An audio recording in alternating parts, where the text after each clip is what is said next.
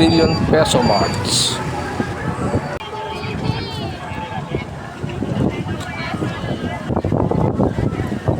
Nandito po tayo sa panulukan ng White Plains EDSA, kung saan nanggagaling ang mga tao sa White Plains punta sa People Power Monument.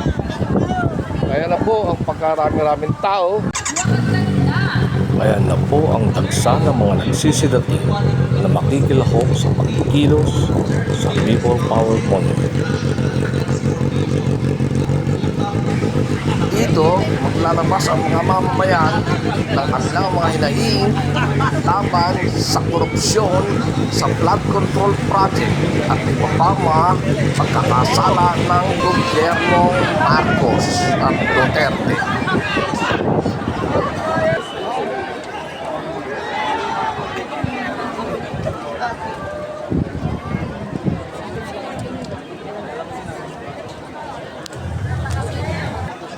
Wala ko sa Clarang David. COVID. Yes, yan. Ha? Saan? Yung nakasundero ng mga kala ko sa Clarang David.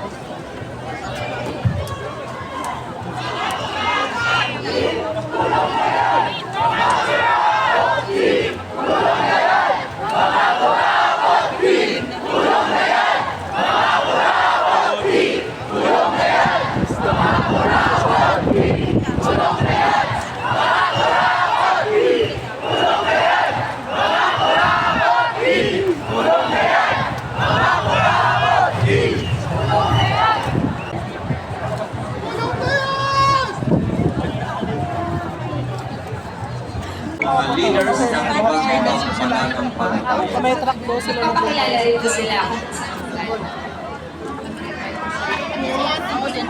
Sarado na po ang EDSA. Palakpakan po natin ang mga sarili natin. Kailangan ay hinukay nila ang palitlugan ng alimasag at iskaan.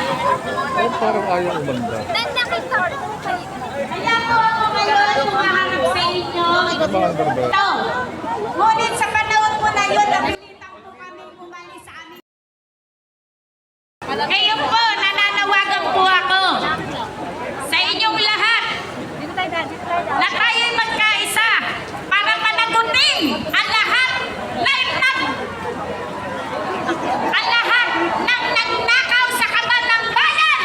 Tama na! Sobra-sobra na ang ating paghihirap!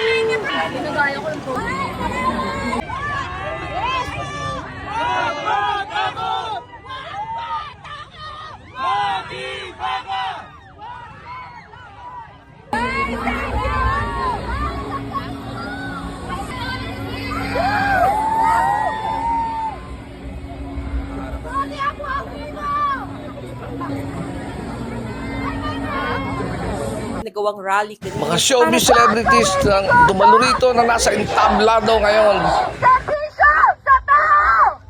Baha, pagnanakaw, korupsyon, yun ang mataas sa Pilipinas. Hindi natin kakalmahan ang mga salita at kilos natin dahil deserve nila ang galit, ang pikon at poot ng mga nanakawang Pilipino. Tubig, baha, pagnanakaw, korupsyon, yun ang mataas sa Pilipinas. What's down? Ang down, ang babang-baba, yung mga Pilipino. Kaya sa ngalan ng lahat ng mga kapwa ko artista na nasa entablado ngayon, pati na rin yung mga artista nasa baba at sa iba't ibang lugar na nakikisama sa amin, binabati po namin kayong lahat. Mabuhay kayo, mga kapwa namin Pilipinong nanakawan ng gobyerno. Mabuhay kayo. Yan ang pagbati natin sa isa't isa. At para sa lahat naman ng mga politiko at bahagi na ng gobyerno na nagnakaw sa atin, nagnanakaw sa atin, mga nakatingin habang may nagnanakaw sa atin, mga kasama ng mga nagnanakaw sa atin, mga alam na may nagnanakaw pero hindi nagsasalita, mga kasama ng mga nagnanakaw, mga nagtatago ng magnanakaw. Isa lang ang gusto namin sabihin sa inyong lahat. Patawad kay Father pero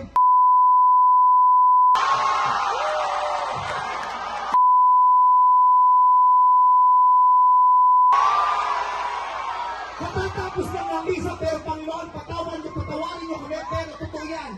Ito ang wika ng lahat ng mga Pilipinong ninakawan.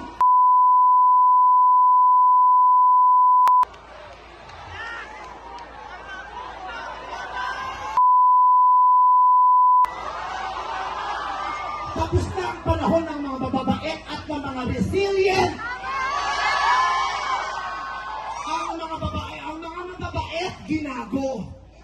Ang mga resilient, hindi na ubra sa atin yung bait-baitan, kimi-kimian, tahimik-tahimikan, patawad pero hindi po.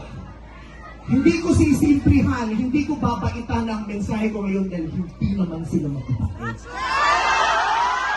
Sa katunayan, mga hayop sila. So bakit natin babaitan ang mensahe natin?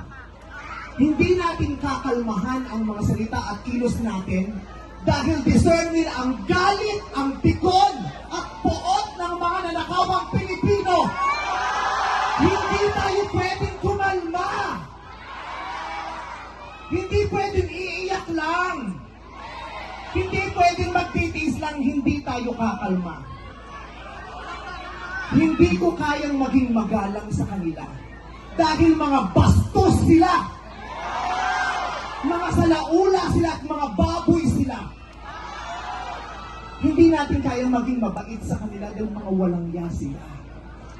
Hindi pwede. Hindi pwede. Yung mabait ka lang, mabuting asal ka. Hindi uubra sa kanila ang mabuting asal at mabait lang kasi nga mga demonyo sila. Kaya tama yan. Sumigaw lahat ng galit. Lahat ng galit na galit. Ang hindi matatapos ang galit bukas. Ang iparirinig ang galit hanggang hindi makulong ang mga pagkalakan.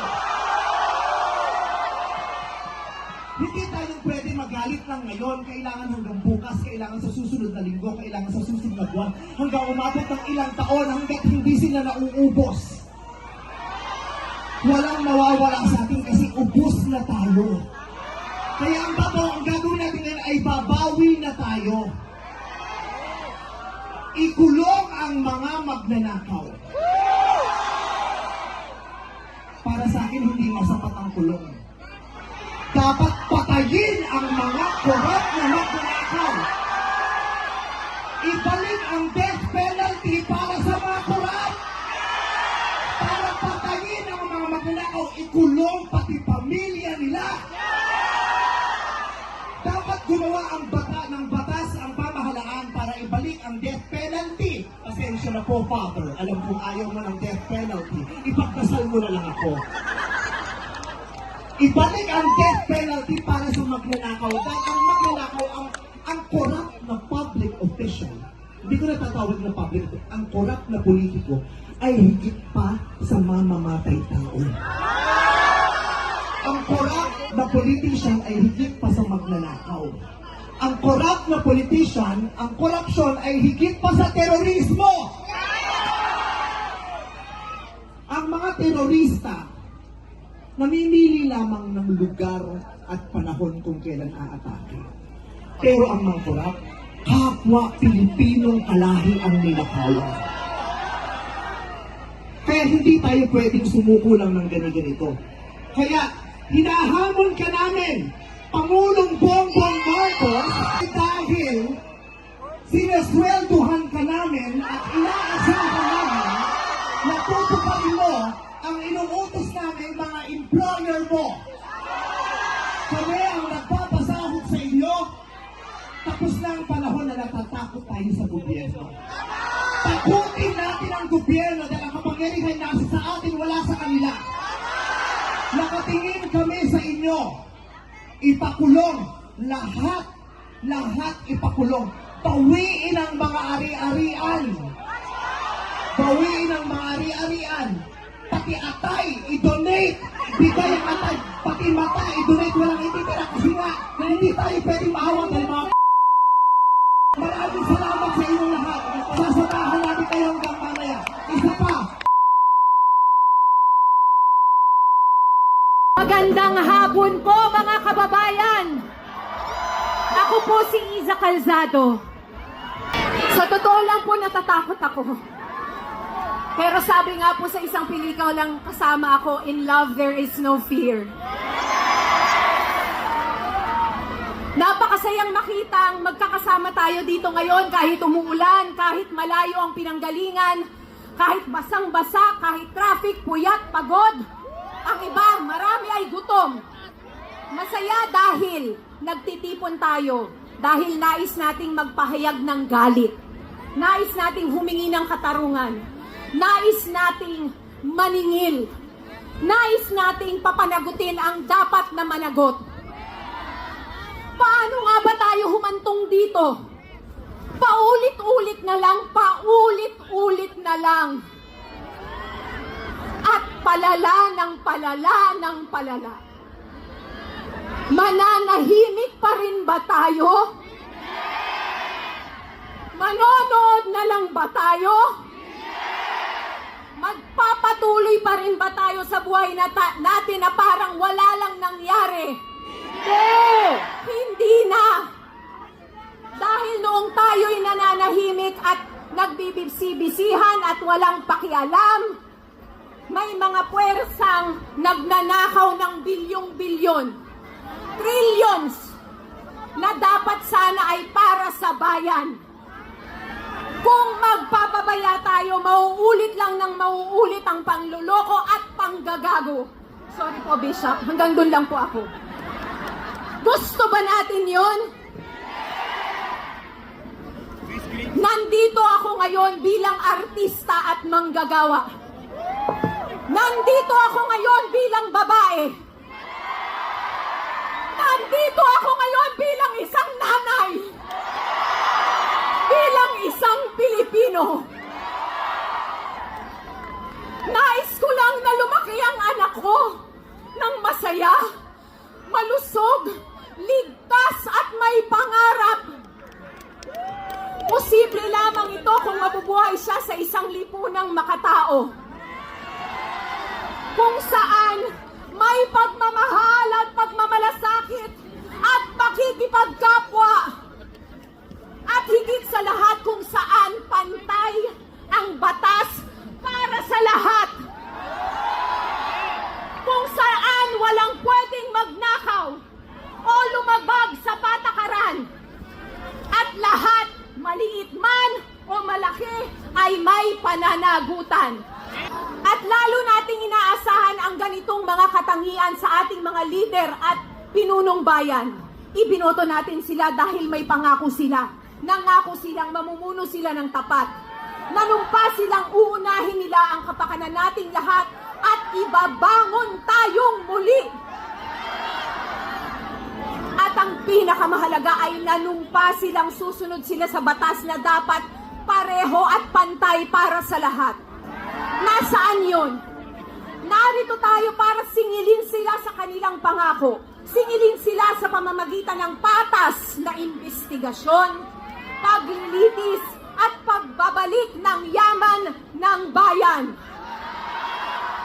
Bilang Pilipino, nandito rin ako para ipaalala sa ating lahat na hindi dito nagtatapos at natatapos ang ating laban. Mula sa araw na ito, mangako tayo sa ating mga sarili, sa ating mga katabi, sa ating mga kapwa Pilipino, na tayo ay mananatiling mulat. Magbabantay tayo.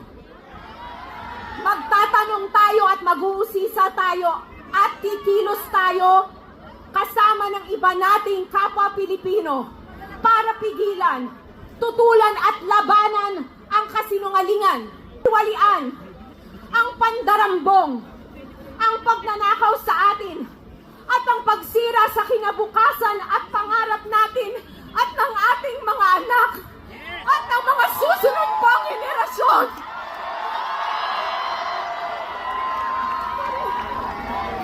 Isigaw natin ang ating galit. Ipahayag natin ang ating sama ng loob at ang ating panawagan para sa katarungan. Ipakita natin ang ating lakas dahil tayo ay malakas, hindi ba? Pilipino, tayo ay malakas. Hanggat mapanagot natin ang mga mandarambong at ang mga nagkasala, hanggang maibalik sa atin ang ating pera at dignidad, naninakaw sa atin. At hanggang sa makamtan natin ang katarungan at totoong pagbabago. Mga kababayan, umpisa pa lamang ito. Makakaasa ba tayo na hanggang sa dulo magkakasama tayo? Oo!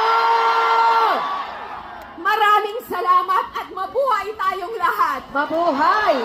Abisala. Maraming salamat. Kulong na yan.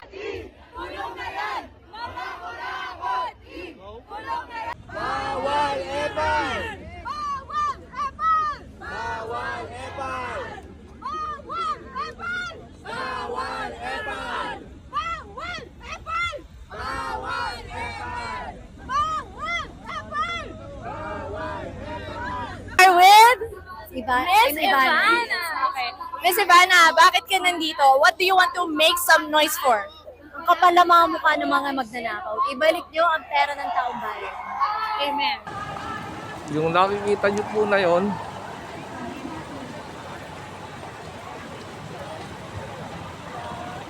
ay mga taong nagsisilisan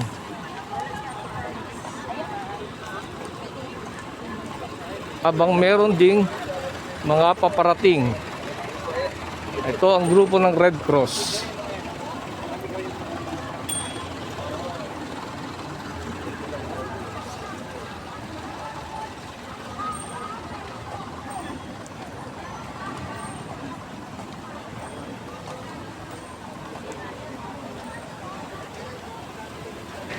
Sa ngayon po ay 4:45 na ng hapon at makikita natin yung mga tao nga uuwi na at meron ding mga ilan mga nagsisidatingan, mga papaabot ng gabi dito sa People Power Monument.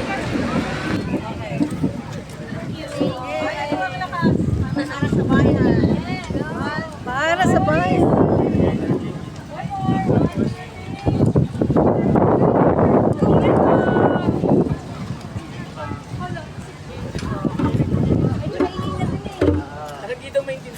Hindi nga.